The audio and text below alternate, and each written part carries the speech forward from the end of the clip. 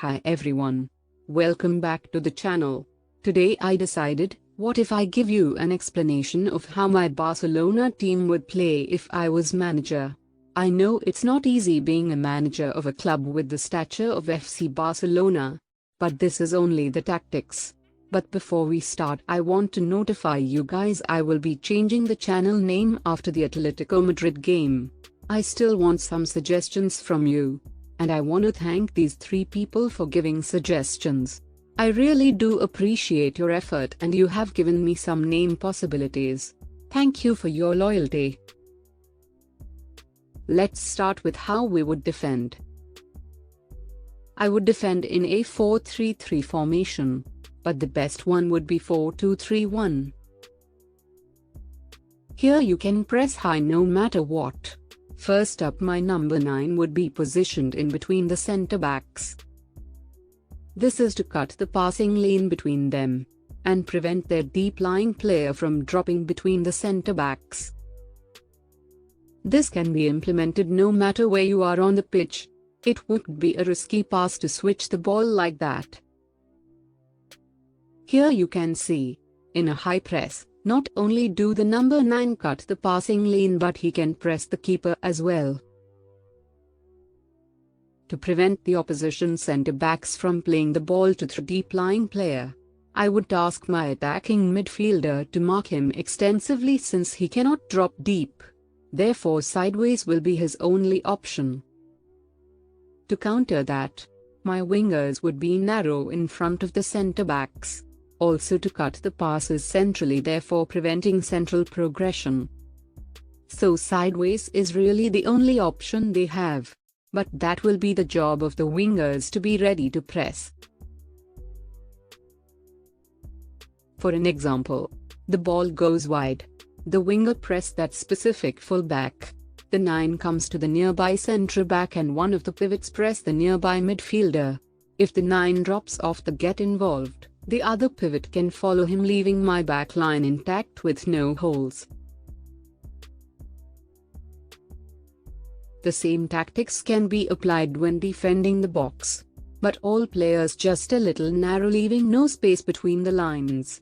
Number between the centre-backs cutting the passing lanes. Wingers come in narrow to block off central progression. Let's now see in possession. Against high-pressing teams, centre-backs split wide with the full-backs advancing a little. Sergio and Frankie would form a double pivot at the edge of the box, with 2 extra players further back to complete 2 diamonds at the edge of the box. This ensures easy ball rotation for us, but also having numbers back to counter press should we lose the ball.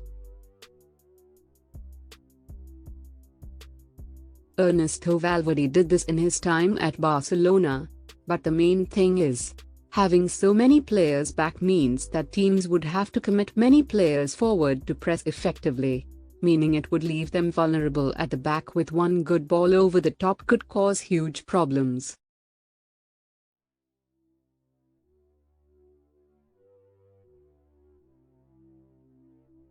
In the mid-phase, I would want the players to keep this structure, meaning we would keep the opposition in close proximity, letting them leave space elsewhere on the pitch.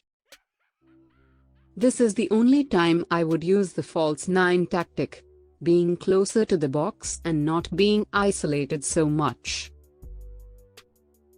And in the final third I would take a page out of Pep's book, with a similar structure he has at Manchester City. Let's be honest, who would not want to learn from that man? Ferran Torres as an inverted winger, with Jordi Alba providing the width. I would give him the license to attack. That is where he is at his best. Pedri in the other half space, with Frankie and Sergio as a double pivot. Ronald Araujo as a right back with Piqué and Clement as a back 3 when we're in possession. With us having width horizontally and vertically, we can stretch the opposition by pulling the players out of position as well as encourage our wide men to make runs in behind, something we really lack at the moment.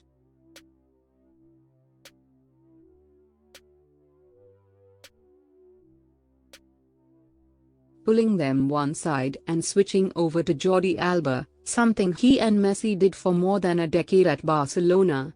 Why not use it to our advantage? From there he can look for crosses. But the main thing that this shape will bring is having at least 5 men back to stop those counter-attacks. Something that has been a thorn in our sides for a while. The double pivot ensures that Sergio has a lot of passing options, meaning he won't have to cover great distances. Luis Enrique has a similar structure to protect Sergio. I would have 2 attacking midfielders to keep the opposition backline narrow, making sure the wings have a cause of space. The false 9 on full swing would create so many opportunities. But I would also encourage our goalkeeper to be a sweeper, getting onto balls quickly and recycle our possession, starting that process all over. This is just a summary of what I would do, because going in detail will make this video 5 hours long.